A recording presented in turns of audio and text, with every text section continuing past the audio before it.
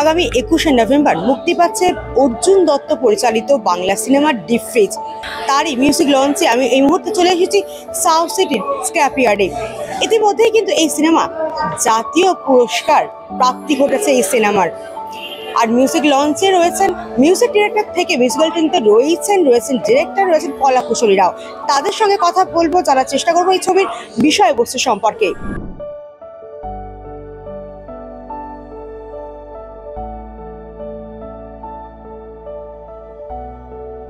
অবশ্যই দাগ কাটবে, খুব জোর গলায় বলতে পারি।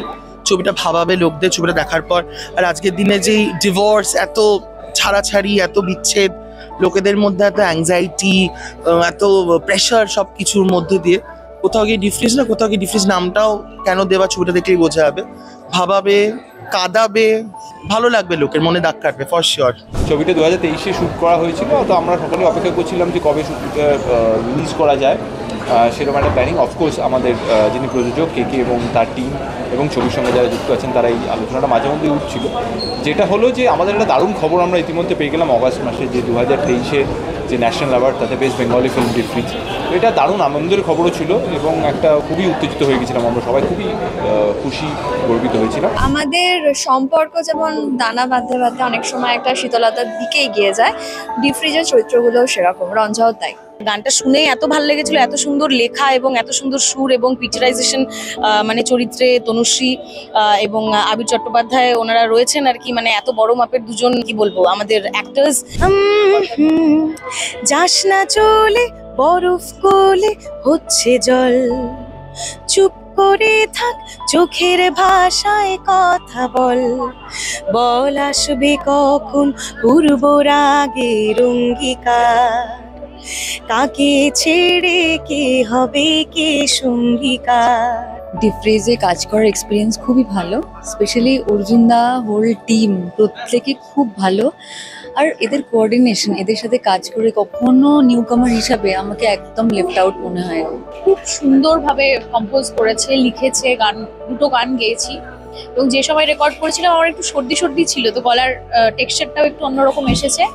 প্লাস এরকম ধরনের গান লোকজন আমার কাছ থেকে শোনেনি।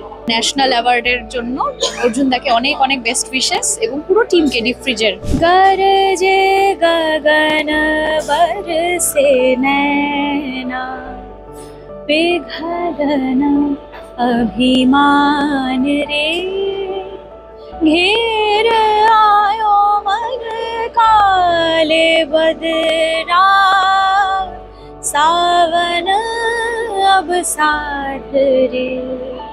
এটা খুব একটা ফান এক্সপিরিয়েন্স ছিল সবার সাথে, স্পেশালি অর্জুন আঙ্কেল, আবির আঙ্কেল খুব সাপোর্ট করেছে আমাকে through out this shooting. Deep ফ্রিজে 4টে গান আছে, প্রথমে 3টে গান ছিল, তো তারপরে আরেকটা বন্দিশ অ্যাড করা হয়। আমরা প্রথমে ভাবিনি যে ডিপ ফ্রিজে এতগুলো গান থাকবে। এই অ্যালবামটায় গান গেয়েছে মেঘলা দাশগুপ্ত, পর্ষিয়া সেন এবং কাজল Chatterjee.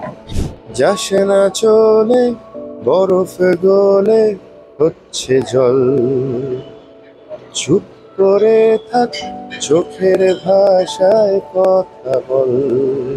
I am looking forward to this chemistry. এবং অনুরাধাও আছে, অনুরাধা কিন্তু ভালো অ্যাক্টিং করে। অনুরাধা সোয়েটার থেকে শুরু করে বিভিন্ন চরিত্রে যখন করেছে, ভালো করেছে। She is a good actress. বিচ্ছেদ, তারপর সম্পর্কের চড়াই উতরাই, সবকিছু নিয়ে এই ডিপ ফ্রিজ পরিচালনায় অর্জুন দত্ত। আগামী 21 তারিখ মুক্তি পাচ্ছে এই সিনেমা। আর তারই মিউজিক লঞ্চে ছিলাম আমরা, ট্রু ডে স্টোরি। কথা বললাম কলা কুশলীদের সঙ্গে, কথা বললাম সিঙ্গারদের সঙ্গে, মিউজিক ডিরেক্টর সকলের সঙ্গে কথা হলো। তবে এখনই কিন্তু কেউ স্টোরি লাইন বলতে নারাজ, যেহেতু এখনো মুক্তি পায়নি, সামনেই ট্রেলার লঞ্চও রয়েছে, একটু সাসপেন্স থাক এটাই কিন্তু চাইছেন সকলে। তবে এই সিনেমা যে নতুন রসায়ন তৈরি করতে চলেছে বাংলা সিনেমায়, তা কিন্তু বলাই বাহুল্য। ইতিমধ্যেই কিন্তু প্রাপ্তি ঘটেছে জাতীয় পুরস্কারের। ডিপ ফ্রিজ মান অভিমান সম্পর্কের টানাপোড়েনের এই যে একটা হিমেল শীতল সমীকরণ, সামনে শীত আসছে আর জমি উপভোগ করুন ডিপ ফ্রিজ। ক্যামেরায় সমীরের সঙ্গে আমি পল্লবী, টুডে স্টোরি, কলকাতা।